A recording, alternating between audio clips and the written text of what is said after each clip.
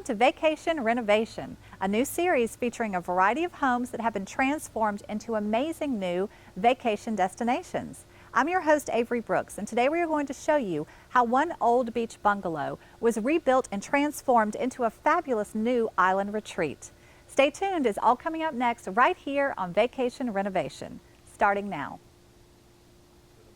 Hi, welcome back. Thanks for joining us here on the beautiful coast of Georgia on St. Simon's Island. Today we're going to show you an amazing before and after project. I'm here with Ken Rogers, who is going to tell us a little bit about the history of this home before the renovation and the rebuild. How are you, Ken? I'm fine, thank you, Avery. The house was an 800 square foot old brick house built in the 30s. I basically took the house from the owners, and through a little persuasion, we decided to just tear the house down. So there was a lot of sentimentality with the homeowner since it's the fourth generation. So we decided to save as much as we could. So we saved and reclaimed some of the brick and some of the wood and reused it in the house. But now it's a happy family because they're using the home now like they used to use as children when they were here. So it's wonderful. Yeah, well, I think they're from the north. They're from Minnesota. And so this must just be they wonderful. They love St. Simon's. And the porch we're sitting on in the old home was the focal point of the house. The house, like I said, was about 800 square feet, and the focal point was the screen porch that we're sitting on now. People would walk by 7th Street and they would coerce back and forth and wave to one another, and it was the cool spot to sit because there was no air conditioning. So they had a ceiling fan go, and they would sit out here and smoke cigarettes and drink and have coffee and so forth, and just enjoy, you know, camaraderie outside. Right. It's kind of nice. So the first home was just a one level Branch brick house, and we bulldozed it down and had old wiring in it, and then we transformed it into this 3,000 square foot energy efficient beach cottage. Yes, let's talk about that a little bit. This home is not only beautiful and modern, but it is also very energy efficient. So talk about that.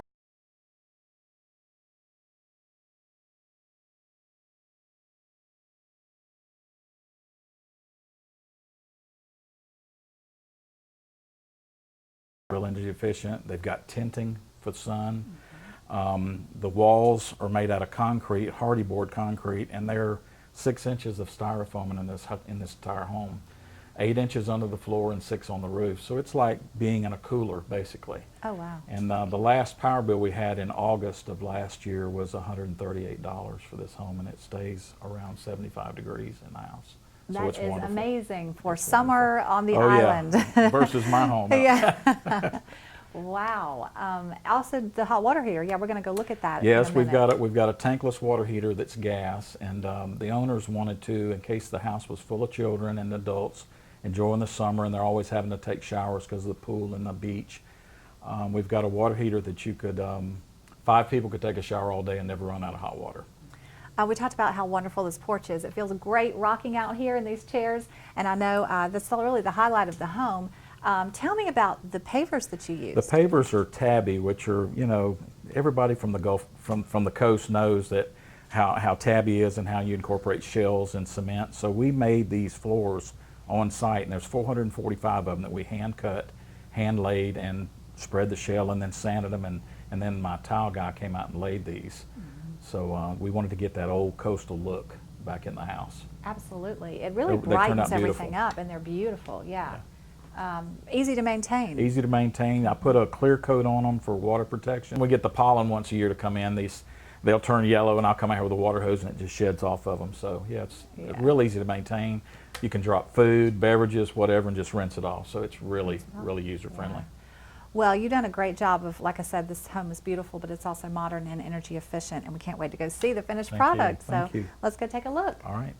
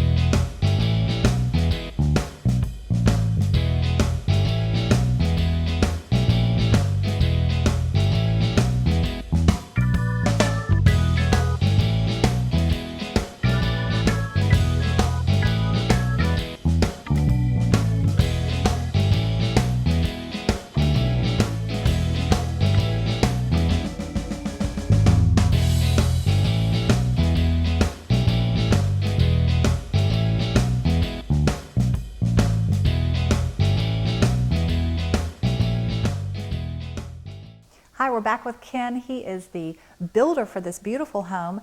The kitchen is so pretty. Tell me about the design for the kitchen and how you came up with that. Well, the designer in this kitchen got together with me and the owners, and both of them live in Minnesota. Well, they wanted to duplicate the kitchen that they have in their personal home in Minnesota, so they decided Ken needs to go to Minnesota. So I flew to Minnesota, made some drawings, took a lot of photographs, and came back to my kitchen designer and designed this kitchen. And if you walk in their kitchen in Minnesota and then you shut your eyes and you're in this kitchen, you're in the same kitchen, down to the bar stools, the cabinet layout and everything. So it's real friendly for them, knowing, you know, what's what and what's where, so they're not lost. Exactly. So it's not like going into a rental for themselves. It's coming back home when they come here.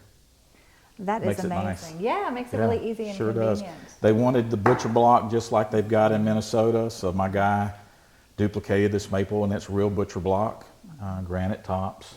Beautiful. And the cabinets are knotty alder, which is not a wood around South Georgia, so we had to order the wood from Minnesota. And my owners are real good about giving back to Minnesota, because the windows, the manufacturers in Minnesota, the cabinets, the doors are from Minnesota. Wow. So makes it nice. Well, you've done a great job of bringing their home into their second home and keeping all the family traits here. So tell us a little bit more about how you were able to incorporate some of the reclaimed materials from the old house into the new. We've got really from the old house, the only thing I was actually able to use was brick. There's a few pieces of wood. With it being inside, the designer, I was at her discretion on putting stuff in the home. She used reclaimed materials like some siding from the Overhaul River, reclaimed cypress, and then we took it to the mill and had it beaded and put in the ceilings of a bathroom and in a little niche, stuff like that. But most of the stuff that was reclaimed was on the outside of the house. Right. Perfect. Well, it blends right in. It looks like a new house, but yet you get that great feeling of character. Yes. You know. Tell me a little bit about the upstairs bathtub. Upstairs bathtub was kind of unique. The two owners wanted to save the tub that was in the house because one of the owners, she played in it as a little girl. The tub was probably made in the 30s.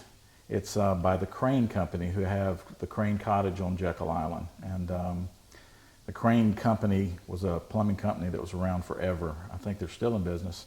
But the tub itself is like a 1,500-pound tub. So when we demolished the house, we set it aside, and brick bats got in it, and it got chipped. And finally they said, we're not going to use the tub.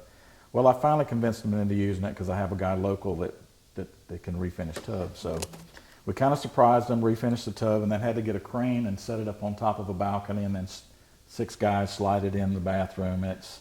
It was tough, but it looks like a brand new tub now, and the people love it because the girl grew up with it, so now she can continue to pass that down to her kids. That's amazing. Cool. That's such a special story. Yeah. You really did a great job of working with the family to incorporate their vision into something modern. Well, working with people from out of town, I've become real savvy with the internet. Everybody says you're great to work with, and so this house to me is a reflection of all of that. So we appreciate your time today and for showing us this Thank beautiful you for home. having me. Yeah, this you're has welcome. been wonderful. Thank you.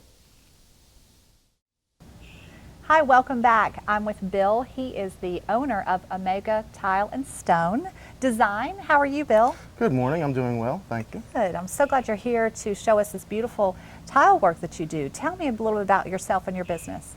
I've been in the business roughly 25 years. I do high-end residential and commercial floor covering, sales and installation. Great. Tell me about your tile work and what makes it different than maybe some others. We try to stick simple and stick to the small details of the work.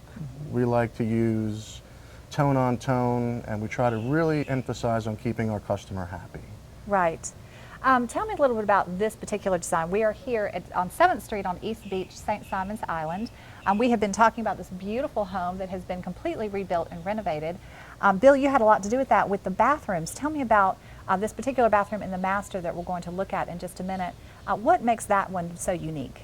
Well, it's a 6x6 crackled tile, which has to be sealed prior to installation, and you could change the color of the tile as an accent if you didn't want to not seal it. Bill, like you said, this is a beach house, and I know you put some little features in there that really make it convenient for everybody staying in the home. Tell me about that.